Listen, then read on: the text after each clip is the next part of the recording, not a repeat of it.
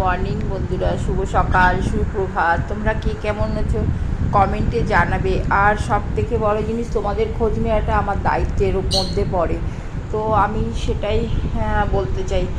আর সব থেকে বড় জিনিস, দেখো আমি আমার এক্সারসাইজ করা হয়ে গেছে। আমি এক্সারসাইজটা পরে দেখাবো, যেহেতু আমার ক্যামেরা একা হাতে ধরে করতে হয়। আমি এক্সারসাইজটা দেখাবো না, আমি এক্সারসাইজ কীরমভাবে করি আর কটা করি আর কটা আইটেম করি আমি দেখাবো। তো আমার এক্সারসাইজটা হয়ে গেছে। আমি এই ডিটক্স ওয়াটারটা খাবো আমি, আর এই বাদামটা, আগে জলটা খেয়ে নেবো, ঠিক আছে?